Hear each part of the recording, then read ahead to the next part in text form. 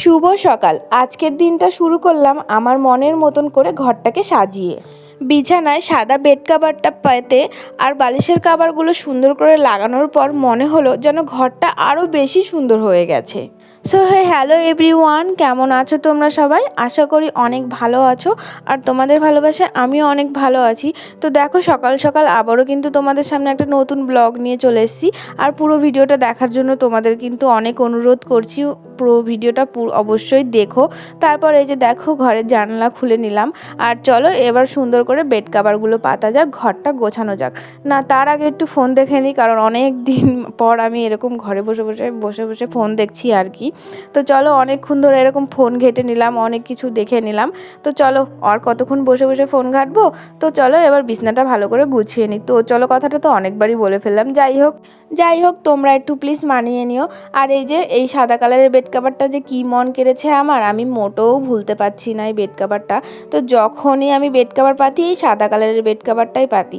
আর সত্যি কথা বলতে আমার ঘরটা খুবই সুন্দর লাগে এই সাদা কালারের বেড কাভারটা পাততে। সেই কারণে আমি মোটেও এই বেড কাভারটাকে ভুলতে পারি না, যখনই বেড কাভার পাতি এটাকেই পাতি। বলা যায় এই সাদা বেড কাভারটা হলো যেন একটা ঘরের শান্তি আর পবিত্রর একটা চাদর। যখনই এটা বিছিয়ে দেওয়া হয় মনে হয় যেন সারাদিনের ব্যস্ততা আর বাইরের কোলাহল বাইরেই রয়ে গেছে, আর ঘরে এনে দিয়েছে এক পরম শান্তি। এর থেকে শান্তি মনে আর কিছু হয় না। আর ঘরে আসলে যেন মুডটাও খুব ফ্রেশ হয়ে যায় বিছনাটা দেখলেই, এতটাই বিছনাটা সুন্দর লাগে। তো চলো এবার খুব যত্ন সহকারে বালিশের কাভারগুলো পরিয়ে নিই। আর আজকে সকাল সকাল উঠতে পারিনি, তাই আমি ভেবেছি কালকে থেকে ভোরবেলা করে উঠবো, মানে 4টের সময় অ্যালার্ম দেবো, দিয়ে ভোরবেলা করে উঠবো। আর অনেক দিন পর আমি এরকম করে বালিশের কাভার পরাচ্ছি, মানে অনেক দিন বলতে কোনো দিনই পরাইনি, আজকেই পরাচ্ছি। আর দেখি খুব সহজভাবে পরানোও হয়ে গেল, মানে কোনো অসুবিধা হলো না। আর যদি সোজাভাবে পরাতে যেতাম তো অনেকটা টাইম লাগতো, এখানে দেখি তাড়াতাড়ি হয়ে গেল। অবশ্য তোমাদেরকে একটু স্পিড করে দেখিয়েছি ঠিকই, কিন্তু আমি নিজেও অনেকটা তাড়াতাড়িই করেছি এটা। আর তোমরাই দেখো কত সুন্দর করে বালিশের কাভারগুলো পরানো হয়ে গেল। আর আমাদের এই বালিশগুলো কাভারের থেকে হালকা মোটা, সেই কারণে এদেরকে একটু টাইট হয়ে যায়, মানে বালিশের কাভারগুলো একটু টাইট হয়ে যায়। আর এই বালিশের কাভারগুলো আমাদের ঘরে তৈরি করা বালিশের কাভার, মানে আমার পুরনো নাইটি দিয়ে বালিশের কাভারগুলো তৈরি করা। আর এত সুন্দর লাগে দেখতে, বলে বোঝানো যাবে না। আর তার থেকেও বড় ব্যাপার, আমরা মিডল ক্লাস ফ্যামিলি, আমরা কোনো জিনিসই ফেলি না, আমরা সব কিছুই কাজে লাগাই। তো এটা ভেবো না যে কোলবালিশের কাভারটাও নাইটি, এটা সত্যি কোলবালিশের কাভারই কিনেছি। যাই হোক, তারপর কোলবালিশের কাভারটাও আমি সুন্দর করে পরিয়ে নিলাম। এই যে আমার বিছানাটার কাজ অল কমপ্লিট। তো এই যে কতগুলো জামা কাপড় ছিল, কালকে যেহেতু জামা কাপড় কেচেছি আর কালকে কিচ্ছু গুটাইনি, সব রেখে দিয়েছিলাম, ভালো লাগছিল না, তাই আজকে সব গুটিয়ে নিচ্ছি। আর এই যে একে একে সব জামা কাপড়গুলো ভাঁজ করে রেখে দিচ্ছি, এরপর চলে যাব রান্না করতে। আর এখন বাজে প্রায় 6টা নাগাদ, কিংবা মনে হয় 5:45 এরকম হবে, আমি অতটা জানি না, আইডিয়া করে বলছি। আর এই যে তারপরে রান্না করতে চলে এসেছি, ভাতটা বসিয়ে দিয়ে আর বাকি যে কাজগুলো আছে ওগুলো করে নেব। তো চলো এখন ভাতটা বসিয়ে দিই। আর এদিকে দেখি গ্যাসের মানে ওভেনটাই নেই, তাই ওভেনটা সেট করে নিলাম, গ্যাস ধরিয়ে ভাত বসিয়ে দেবো। চাল ধুয়ে একবারে মানে হাঁড়িতে নিয়ে চলে এসেছি আর কি। এরপর আলুগুলো কেটে এই যে আলুগুলো এখন দিয়ে দেবো। আর হাঁড়ি তো আগেই চাপিয়ে দিয়েছিলাম চাল সহকারে, এরপর 4টে আলু দিয়ে দিলাম সেদ্ধ। সকালে তাড়াতাড়ি খাবারের মধ্যে এটাই সব থেকে শর্টকাটের রান্না। তারপর দেখো এদিকে ভাত হয়ে গেছে আমার, ফ্যান গালতে দিয়ে দিয়েছি। আর এদিকে পেঁয়াজ ভেজে নিচ্ছি, কারণ আলু মানে মাখতে হবে, সেই কারণে এই যে পেঁয়াজগুলো ভেজে নিচ্ছি। আর সব থেকে শর্টকাটের রান্না হচ্ছে এটাই, আলু সেদ্ধ ভাত, মানে তাড়াহুড়োর মধ্যে এটাই সব থেকে সহজ রান্না। তারপরে এই যে আলু মেখে সাইড করে রেখে দিলাম। আর এখন বাজে 6:45 মতন, কারণ আমি তখন একটু ঘড়ি দেখেছিলাম তাই তোমাদের বলতে পারলাম। তারপরে চলে এসেছি এখানকার কাজ করতে। আর একটা কথা শুনবে, আমি এখানকার কাজগুলো করতে এসেছি ঠিকই, কিন্তু চান টান করে, কিন্তু আমাকে দেখে মনে হচ্ছে না যে আমি চান করেছি, কারণ প্রচণ্ড ঘামি আমি। আর ঘেমে তোমরা দেখতে পাবে, মানে আমার নাইটির দিকে তাকালে বুঝতে পারবে যে আমি কী পরিমাণে ঘেমেছি, পুরো ভিজে গেছে। তারপরে এই দিকটা পরিষ্কার করব, এই অল্প কটায় আলু রয়েছে লাস্টে, তো ভাবলাম এই আলুগুলোর মধ্যে যেগুলো পচে গেছে সেগুলো ফেলে দেবো, আর যেগুলো অল্প রয়েছে সেগুলো ঝুড়িটার মধ্যে তুলে রাখবো। আর এই যে একে একে সব আলুগুলো তুলে রাখছি, আর এখানটাও পরিষ্কার করব। আর এখানটায় ভাবছি জল রেখে দেবো, কারণ এই সিঁড়ির তলাটায় এই গরমকালে জল রেখে দিলে খুব ঠান্ডা থাকে, আর সবসময় তো ফ্রিজের জল খাওয়া ভালো না, তো সেই কারণে ভাবছি এখানে জল রেখে দেবো। আর জল রেখে দিও এখানটাতে। তো তোমরা দেখতে পাবে আমার সাইডে জল আছে ঠিকই, তার জন্য ভাবলাম এখানটা একবারে পরিষ্কার করে নিই। আর এই কটা আলুর জন্য এখানটায় বেশ একটু নোংরা নোংরা হয়ে রয়েছে। আর এই যে এত ধুলো, মানে আমার এত হাঁচি হচ্ছিল বলে বোঝাতে পারবো না। আর আমার মনে হয় ধুলোতে আমার অ্যালার্জি হয়ে গেছে, সেই কারণে আমার একটু অসুবিধা হয়।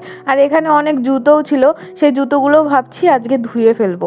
অনেক দিন ধরে পরে রয়েছে আর জুতোর মধ্যে পুরো ধুলো জমে গেছে একদম, মানে কালো কালো হয়ে গেছে। মানে জুতো কালো কালারের, মানে ধুলো জমে প্রায় সাদা সাদা হয়ে গেছে, ভালো লাগছে না দেখতে। আর এই ব্যাগটার মধ্যে সব জুতোগুলো ভরে নিলাম, একসাথে সবগুলো চলে যাবে সেই কারণে। আর এই যে তোমরা দেখতে পাচ্ছ কত পরিমাণে ধুলো উঠছে। আর এখানে যত কাঁচি, হাতুড়ি, তারপরে কাজের যা জিনিস ছিল সেগুলোও আমি ঠাকুর ঘরে থুয়ে আসলাম, আর ওই ঘরে থুয়ে দিই। আর সেই কারণে ওগুলো ওখানে রেখে আসলাম। তারপর এই যে সিঁড়িটাও ঝাড় দিয়ে নিলাম, সিঁড়িও অনেক দিন ধরে ঝাড় দেওয়া হয় না। সত্যি কথা বলতে অনেক দিন ধরেই সিঁড়ির মানে তলাটা আর এই সিঁড়িটা ঝাড় দেওয়া হয় না, সেই কারণে আমি ভাবলাম আজকে এগুলো ঝাড় দেবো, আজকে এগুলো পরিষ্কার করব। আর একটা কথা শুনবে তোমরা, আমার এই কাজগুলো সব কমপ্লিট হয়ে গেছে, তারপর আমাদের বাড়িতে আত্মীয় এসেছে। তোমরাই ভাবো। আর ওই সিঁড়ির তলা আমি পরিষ্কার করতে করতে ভাবছিলাম আজকে পরিষ্কার করছি, এখন কেউ আসবে না বেড়াতে, যখন আমি পরিষ্কার করি না তখন সবাই আসে, এটা ভাবছিলাম।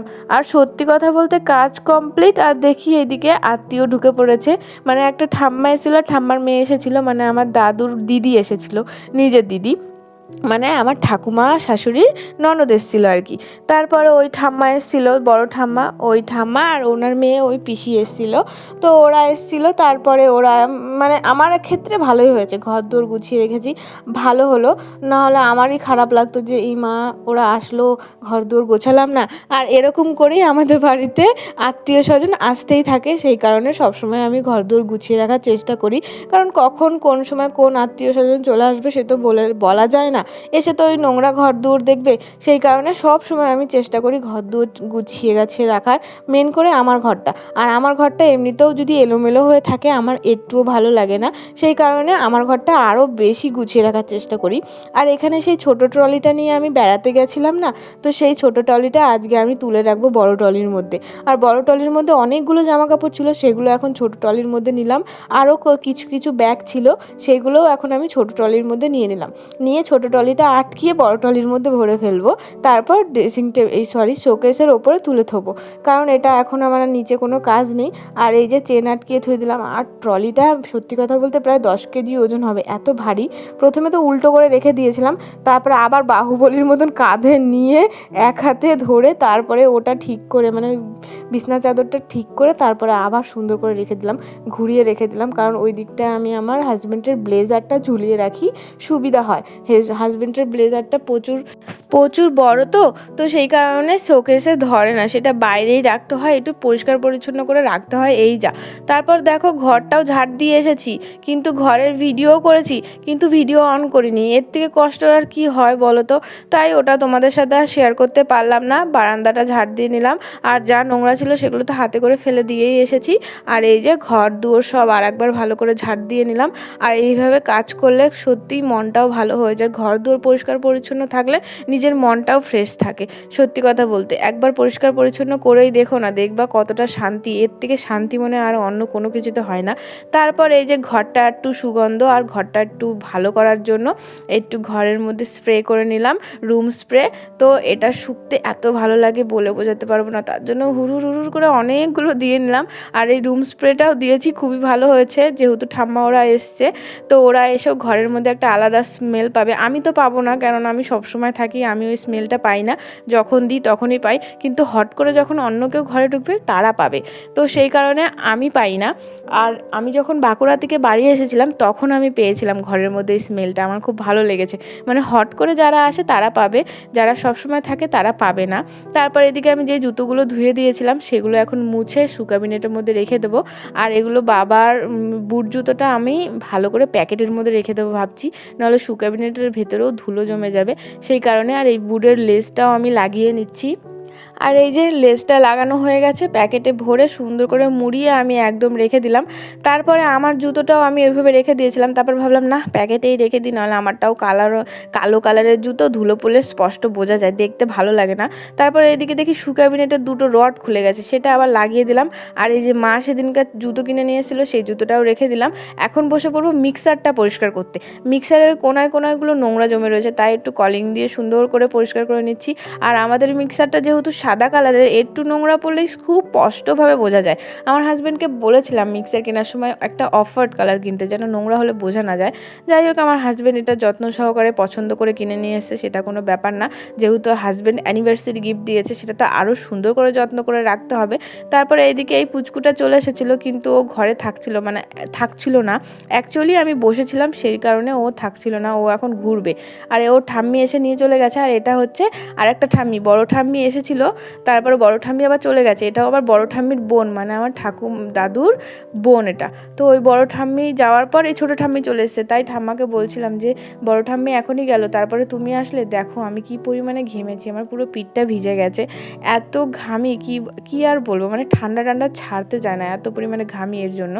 তারপর এখানে আজকে কালী পুজো হয়েছে, আর আজকে বছরের মাসের শেষ মাস, আজকে শেষ দিন, আর আজকে কালী পুজো হয়েছে, সেই জন্য ঠাম্মা প্রসাদ এনে দিয়েছে, সেই প্রসাদটাই খাচ্ছিলাম। আর এত ঘেমেছি আমি, হায় ভগবান, কি আর বলবো। তারপরে অনলাইন থেকে একটা বক্স অর্ডার করেছি, চলো তোমাদের দেখাই। এই বক্সটা অর্ডার করেছি, আর এটার মধ্যে ছোট ছোট আরও অনেক বক্স রয়েছে, যার মধ্যে আমার ছোট্ট ছোট্ট মালা টালা সব রাখা যাবে, কানের এইসব রাখা যাবে, খুবই সুবিধা হবে খুঁজতে। আর ওই একটা বক্সের মধ্যে সব বক্সগুলো থাকবে। এখানে টোটাল 15টা বক্স ছিল। আর আমি কিছু কিছু মালা রাখতে পারছিলাম না, কিছু কিছু মালা একটু অন্যরকম ডিজাইন ছিল, সেই কারণে। আর যে জিনিসগুলো রাখার মতন, সেগুলো আমি এখানে রেখে দিচ্ছিলাম। আর সত্যি কথা বলতে বক্সটা খুবই কার্যকরী। কিছু কিছু মালা বড় যেগুলো, সেগুলো ধরছো না, সেগুলো অন্য বক্সে রেখেছি।